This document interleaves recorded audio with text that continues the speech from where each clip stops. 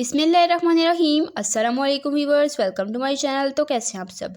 उम्मीद करती हूँ सब खैरियत से होंगे। आज मैं आप लोगों के लिए पोटैटो रोल समोसा की रेसिपी लेकर आई हूँ। बहुत ही टेस्टी, बहुत ही क्रिस्पी और बहुत ही ज़्यादा इजी स्नैक्स हैं। आपने इस रेसिपी को लाजमी ट्राई करना है और अपना फीडबैक मेरे साथ शेयर करना है कि आपको मेरी आज की ये रेसिपी कैसी लगी।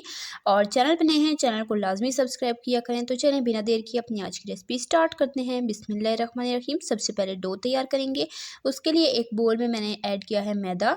तो मैदा यहाँ पर छान कर ऐड कीजिएगा। 1.5 कप मैंने इसमें मैदा ऐड कर दिया। साथ ही इसमें शामिल कर देंगे नमक 1 टीस्पून भरकर, और इसमें जाएगी अजवाइन 1/2 टीस्पून, और घी इसमें शामिल करेंगे 3 टेबलस्पून। घी ऐड करके हाथ की मदद से अच्छे तरीके से हम इसे मिक्स करेंगे जब तक कि इसके क्रम्स ना बनने लगे। आपने मुट्ठी बंद करके बाइंड करके चेक करना है कि ये बाइंड हो रहा है या नहीं। अगर ये अच्छे से बाइंड हो रहा है इसका मतलब कि हमारी रेसिपी बिल्कुल परफेक्ट बनेगी। अगर बाइंड नहीं हो रहा तो आप 1/2 टीस्पून मज़ीद घी ऐड कर सकते हैं। घी ऐड करना है, आपने ऑयल बिल्कुल भी ऐड नहीं करना। तो अच्छे से मैंने मिक्स कर लिया घी को। उसके बाद मैं थोड़ा थोड़ा पानी शामिल करते हुए इसकी डो तैयार कर लूँगी। डो बहुत ही ज़्यादा सॉफ्ट आपने नहीं करनी, जैसे कि समोसों की हार्ड डो होती है वैसे ही डो हमने इसकी तैयार करनी है। डो आप परफेक्ट रखेंगे तो आपकी जो रेसिपी है वो भी परफेक्ट बनेगी, उसकी शेप जो है वो बिल्कुल परफेक्ट बनेगी। इसलिए यहाँ पर आप देख लें डो का टेक्सचर मैंने किस तरह से रखा है। डो मैंने अच्छे से गूंद ली है। अब इसे 5 से 10 मिनट का रेस्ट दे देंगे। तब तक हम यहाँ पर अपनी चटपटी आलू की स्टफिंग तैयार कर लेते हैं। एक बोल लेंगे और इसमें हमने उबले हुए आलू ग्रेट करके ऐड कर देने हैं। आलू को मैंने अच्छे तरीके से बॉयल किया, उसके बाद मैंने छील लिया है। अब इसे ग्रेट कर लेंगे।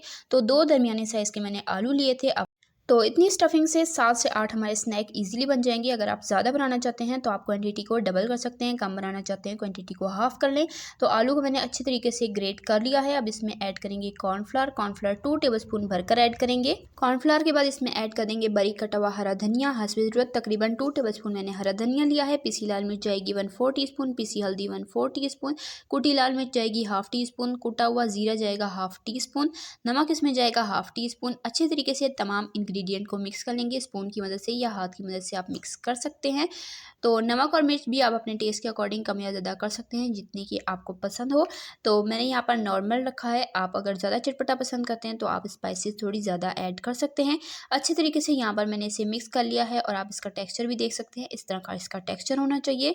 तो जी अब हमने क्या करना है, एक स्पून की मदद से थोड़ा सा मिक्सचर लेंगे और हाथ की मदद से हम इस तरह से थोड़ा सा रोल करते हुए इसकी शेप तैयार कर लेंगे। तो इसी तरीके से सारी की सारी यहाँ पर मैंने शेप तैयार कर ली हैं।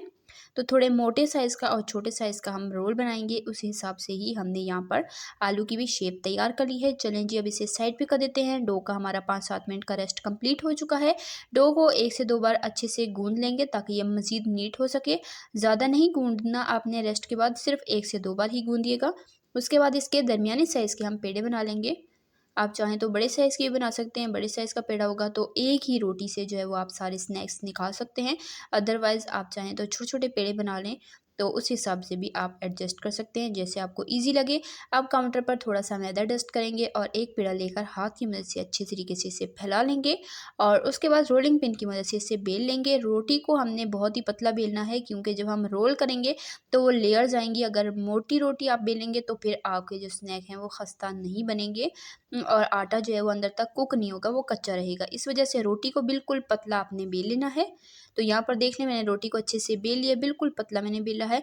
अब जो हमने आलू के यहाँ पर रोल्स बना के रखे थे, ये एक-एक करके इस तरह से थोड़े-थोड़े फासले पर रखेंगे और उसके बाद जी हम इसकी कटिंग करेंगे ताकि हमारे सारे रोल बराबर साइज़ के बने। इसलिए हमने पहले आलू का मिक्सचर रखना है, उसके बाद हमने इसकी कटिंग करनी है। सबसे पहले हम इसकी साइड्स को हटा देंगे और उसके बाद जी हम इसकी कटिंग करेंगे। अगर आप इस तरह से आलू का मिक्सचर रख के फिर कटिंग करते हैं तो सारे रोल बराबर साइज़ के बनते हैं और बिल्कुल परफेक्ट रेसिपी बनती है। आप चाहें तो अंदाज़े के हिसाब से भी कटिंग कर सकते हैं और उसके बाद जो है वो आप आलू का मिक्सचर रख के तो आप इसे रोल कर लें। अब यहाँ पर मैंने थोड़ा-सा मैदा और थोड़ा-सा पानी का मिक्सचर तैयार किया था, स्लरी बना ली थी। तो ये एक ग्लू सी बन जाती है, ये आपने जो है वो रोल के बिल्कुल एंड पे लगा लेनी है ताकि जो रोल है वो अच्छे से सील हो सके। आप चाहें तो सिंपल पानी भी लगा सकते हैं, जो आपको बेटर लगे। तो यहाँ पर अब इस तरीके से टाइटली हमने इसे रोल करते जाना है और आलू के अंदर हमने कॉर्नफ्लावर ऐड किया था, इसलिए आपको परेशान होने की कोई ज़रूरत नहीं है। जब हम इसे फ्राई करेंगे तो आलू जो है वो ऑयल में नहीं आएँगे, ना ही हमारी रेसिपी ख़राब होगी। तो इसलिए कॉर्नफ्लावर जो है वो आपने सही क्वांटिटी में ऐड करना है आलू के अंदर, तो इंशाल्लाह आपकी रेसिपी बिल्कुल परफेक्ट बनेगी। सेम तरीके से सारे के सारे हम रोल्स बनाकर तैयार कर लेंगे। अगर आपको मेरी मेहनत, मेरी रेसिपी ज़रा सी पसंद आ रही है, वीडियो को लाइक करें, शेयर करें अपने फ्रेंड एंड फैमिली मेम्बर्स के साथ। चैनल पे नए हैं, चैनल को लाजमी सब्सक्राइब किया करें। इससे हमारी हौसला अफजाई होती है, हमें पता चलता है कि हम कैसा काम करें, तो चैनल को आप लाजमी सब्सक्राइब किया करें। सारे रोल्स बनकर तैयार हो चुके हैं, अब इसे फ्राई कर लेंगे। ऑयल को मैंने हाई फ्लेम पर अच्छे से गर्म कर लिया है। अब फ्लेम को मीडियम टू लो करेंगे और मीडियम टू लो फ्लेम पर 5 से 7 मिनट तक इन स्नैक्स को हमने फ्राई करना है।